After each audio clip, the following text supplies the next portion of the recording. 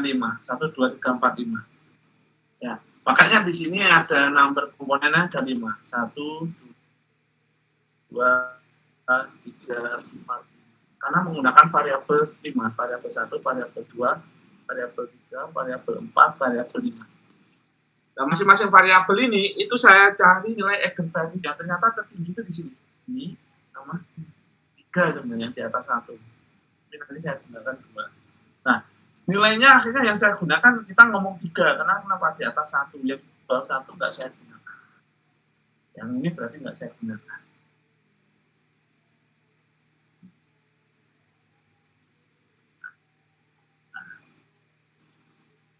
Nah, akhirnya gunakan ini.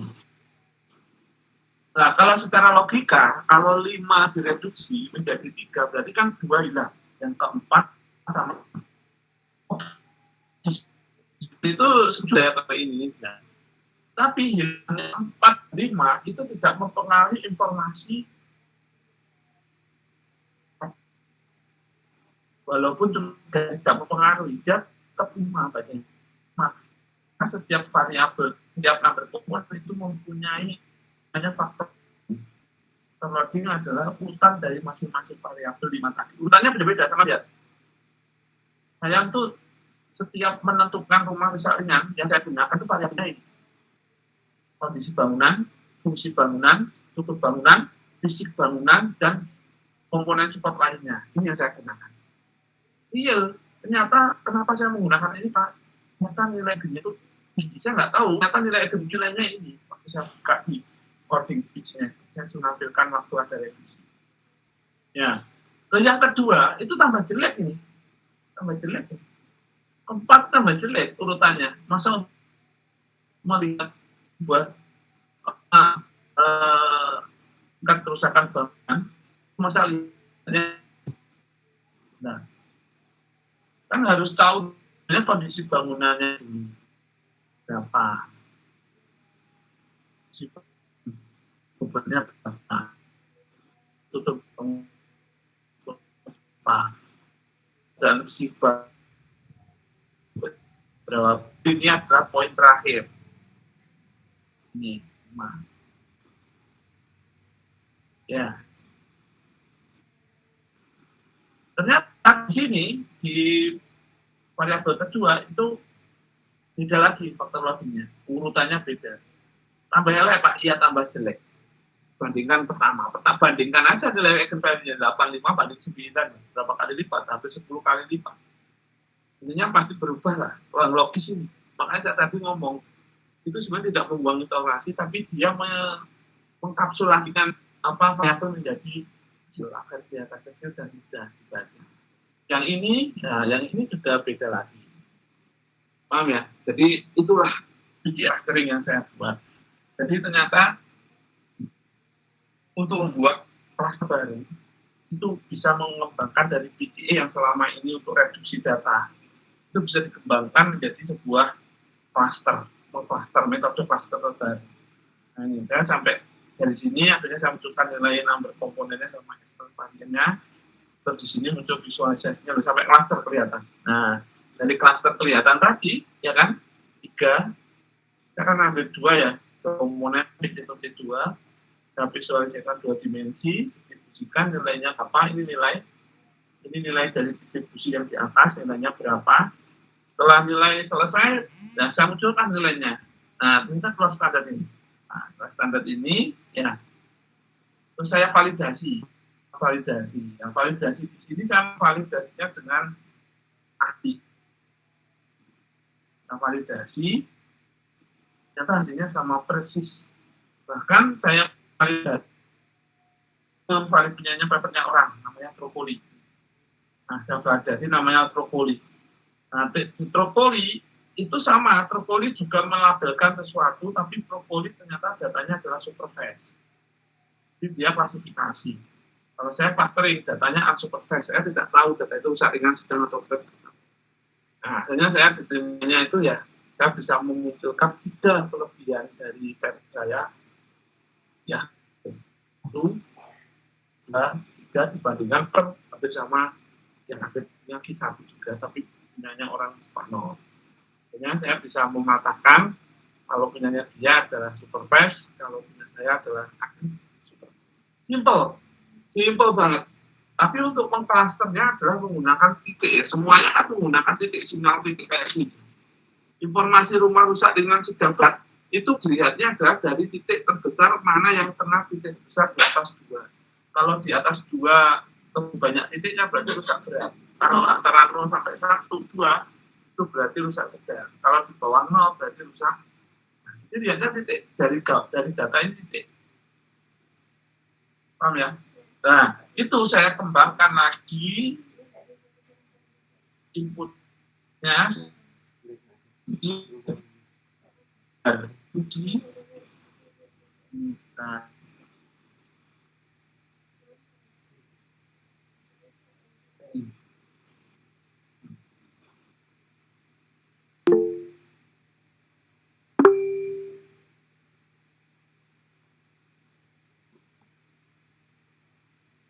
bobot saya.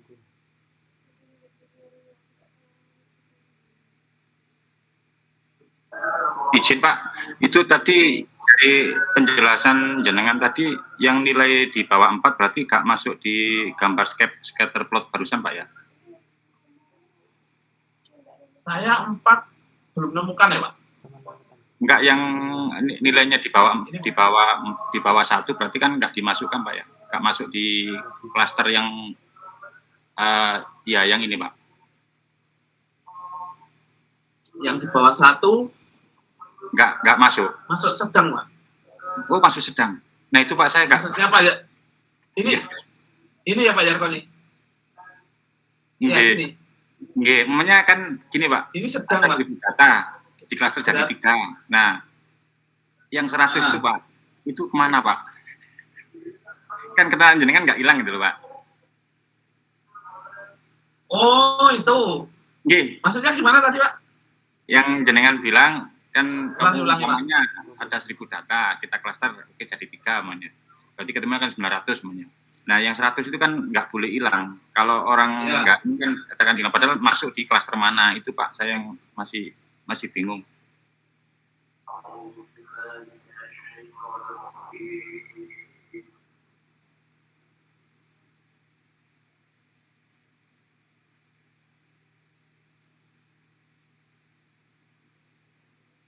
Nah, ini kan kayak punya saya 5 Pak, saya ulangi. Saya itu 5 Pak. 2, 4, 5. Nah, variabelnya ini variabel apa Pak? Mana variabel? Pak, izin. Nah, ini variabel 3, variabel 5. V2, V3, V4, V5. Kalau Python ini putus-putus. Halo? Putus-putus ya? Kok putus-putus? Iya, Pak, suaranya putus-putus. Belum pernah aplikasi baru. Tapi kayaknya gampang. Nggak apa-apa Ren, saya ngerekam sama di HP, Fani ngerekam di layar kayaknya nanti nggak apa-apa buat diskusi bareng nanti. Nah, ini kan ada saya menggunakan 5 Pak, 5 variabel Pak Yarkoni ya. Misalkan Pak Yarkoni pakai 100 ya 100, ini saya 5. Nah, 5 ini saya reduksi lah, saya masukkan ke PCE lah. Nah, muncullah ini Pak. Muncul 5 komponen. Kenapa? Karena 5. Kalau Pak Yarkoni menggunakan 100, ya berarti muncul 100 komponen. Paham Pak Yarkoni ya? Nah, apa bedanya direduksi kalau enggak? Kalau misalkan tetap pakai 100 komponen gitu kan? Sama kayak, apa bedanya direduksi kayak tetap pakai 5 komponen? Terus akhirnya saya mikir, berarti komponen harus direduksi, variabel tadi harus direduksi, tapi reduksinya harus secara ilmiah. Nah, ternyata waktu saya jalankanlah PCE itu, saya menemukan 2 variabel di PCE, atribut adalah menentukan eigenvalue sama varian ratio. Saya nyari paper untuk menentukannya PC berapa yang digunakan. Berarti kalau PC, misalkan yang digunakan PC-nya 3. Berarti kalau PC3 yang digunakan adalah PC1 sama dengan variabel 1, PC2 sama dengan variabel 2, PC3 sama dengan variabel 3 gitu. Berarti yang digunakan PC1 sampai 3 itu sama dengan variabel 1 sampai 3. Ada yang bilang gitu, tapi kan enggak. saya nggak ngehnya mosok sih berdasarkan gitu toh. Akhirnya saya membuat sebuah statement baru Pak di sini. Saya akan menggunakan PC-nya tergantung dari jumlah eigenvalue yang lebih dari 0. Kalau dilihat dari sini, Pak Yarkoni mungkin bisa kelihatan ya. Di sini kalau eigenvalue-nya yang lebih dari 0 kan cuma PC1 sama PC3, Pak. Ya, Pak ya. 1, 2, 3. Kalau ini kan sudah 0 ini. Yang di atasnya 1 atau sama dengan 1, 0. Itu hanya PC3. Dari situlah ini saya buang, Pak Yarkoni. Ini saya buang. Ini tak ganti merah. Ini saya buang. Saya buang semua ini. Saya buang. Saya buang. Ini saya buang 2, berarti kan variabelnya tinggal 1, 3. Variabel 1, variabel 2, variabel 3. Yang jadi pertanyaan, yang 5, yang 3 tadi dibuang. Jadi variabelnya cuma 3, Pak, yang dipakai. Ya, tapi di dalam itu hanya sama dengan awal. Jadi Pak ini, variabel 1 atau PC1 nilai 5 Pak, 1, 2, 3, 4, 5, dengan urutan beda. 1, 2, 3, 4, 5, urutannya beda juga. 1, 2, 3, 4, 5, urutannya beda. Jadi kalau Pak Yarkoni menggunakan 100, yang terus dia PC cuma muncul 2 yang di atasnya 1, berarti 100 tadi munculnya di kanan ini Pak, dengan urutan yang berbeda. Itu cara jelaskannya Pak. Lek diomongin hilang, ya kalau yang di sebelah kiri hilang, tapi variabel asli itu ada di dalamnya setiap PC namanya faktor loading. Itu Pak yang nggak dibuka sama orang-orang Pak. Jadi nggak hilang Pak, nggak hilang. Nggak hilang gitu Pak. Paham ya? Jadi itu namanya PC clustering di situ. Loh Pak, terus akhirnya yang digawe di Pak, yang dipakai itu adalah yang sebelah kiri Pak Yarkoni. Yang sebelah kiri, yang PC-nya sedikit. Yang sebagai ini. Variabelnya jadinya 3 Pak. 5. Ini untuk memunculkan, memastikan kalau variabel itu tidak hilang. Karena ada reviewer, teman yang tanya, loh berarti variabel 100 kok nggak 2, berarti yang 98 hilang. Enggak. Saya bisa munculkan 100 juga di setiap variabel. Gitu. Itu tidak merubah informasi. Paham ya? Jadi itu ada caranya Pak, munculkan faktor loading itu ada, tidak manual, ada di Python ada caranya munculkan faktor loading, semuanya itu ada. Jadi sebenarnya mudah, serius mudah, tidak sulit, cuma mungkin teman-teman belum terbiasa. Mungkin ya saya paham lah, kayak teman-teman itu teknis semua, kayak S1 mungkin nggak pernah diajari kayak gini, mungkin langsung membuat web aplikasi gitu. Kalau di sini tidak. Kalau di S2 itu lebih ke analisisnya lebih tinggi. Analisisnya lebih tinggi, nanti dengan analisis tinggi itu akan menghasilkan temuan yang terbaru, walaupun itu temuan itu kecil. Makanya kalau saya ngomong ke teman-teman tadi waktu kuliah, mending riset itu yang kecil tapi mendalam daripada yang luas tapi tidak mendalam. Tenagonin teh. Kalau mendalam itu benang merah ketemu dikit tapi diakui dunia itu kan luar biasa. Paham ya? Jadi mungkin bisa direnungkan lah. Atau nanti kapan ya, nanti codingnya tak share yang PCA clustering dengan coba-coba. Tapi waktu saya share nanti langsung disalin ya. Kadang teman-teman itu nggak disalin. Ada mahasiswa S1 saya yang ngoding di tempat saya itu. Tak share linknya, Python, ya ngoding di situ dirubah. Dan saya kan juga merubah juga. Akhirnya tak rubah ganti, akhirnya Pak skripsi saya hilang. Kenapa hilang? Karena saya ngerjakannya di halamannya yang Bapak share. Ya jelas lah. Ya hilang lah, tak del semua, saya bilang gitu. Mesti tak modif, kadang saya ngerjakan apa gitu, tak modif kan. Modif objeknya, tak modif apanya. Nah, inilah gambarannya PCA clustering yang saya hasilkan. Nah, kalau sudah dia masuk ke sini, cluster semuanya, akhirnya ketemu Pak. Ketemulah kalau PCA itu dapat tutup kelas.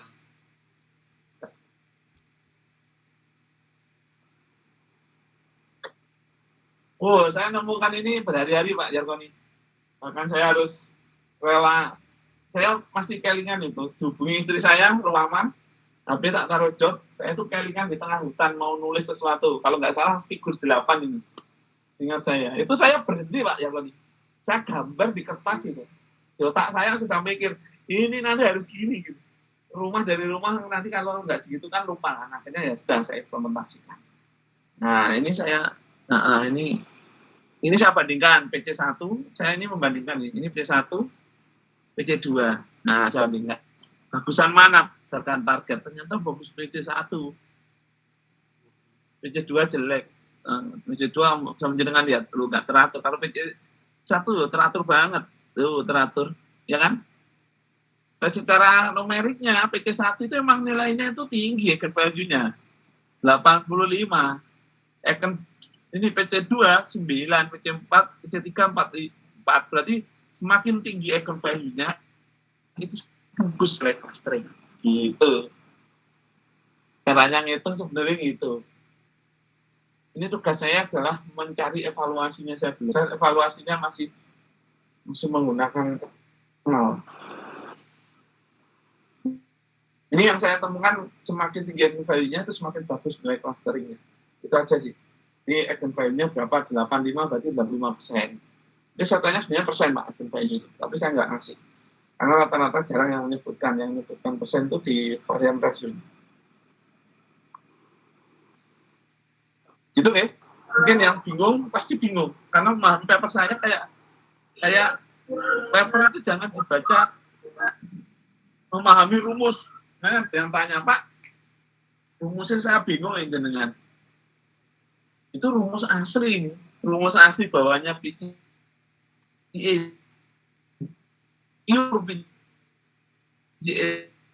Bukan punyanya siapa pendirinya Jolif pakai itu, tapi di bagian tab kompis yang mau saya gitu.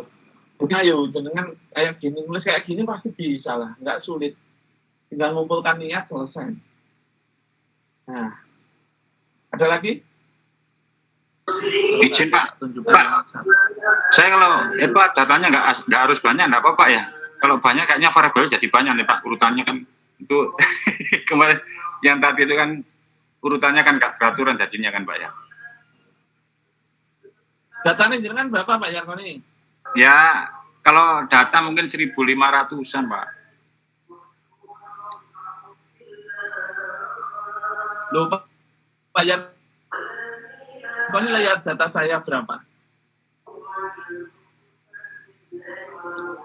Data saya 2 lebih telan 216 Pak ya, cuman jadi data saya itu 216 ke kanan, 216 ya betul 216 data rumah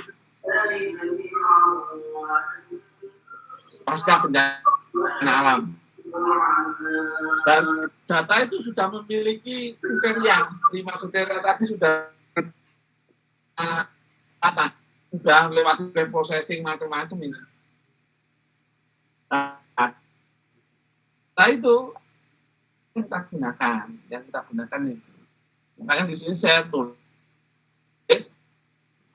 datanya use data itu adalah 216. Oh, dikit banget kalau dengan Pak Yarkoni menggunakan ini keren ya, seharusnya lebih keterima itu dari punya saya. Saya mungkin pakai 2024 aja Pak ya, biar nggak terlalu banyak Pak.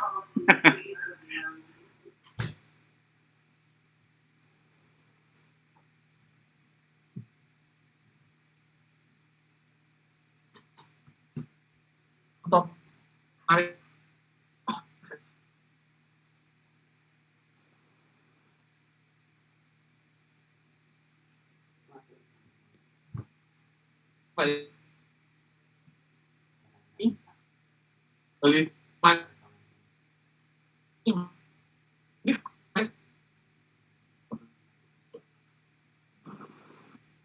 Nah ini gambar ini jadi saya seperti yang tak lakukan di laut tadi. Jadi ceritanya itu gambar tak ekstrak. Nah ini tak jadikan array, satu gambar tak jadikan array. Nah, Kalau membuat paper dengan gambar paper itu gambarnya di zoom gini nggak pecah. Ini yang sulit. Nah, ini kan buat array. Nah, padahal array-nya cuma tak potong nih, ngotong deh. Setelah array jadi, ya di ekstraksi itu gambar.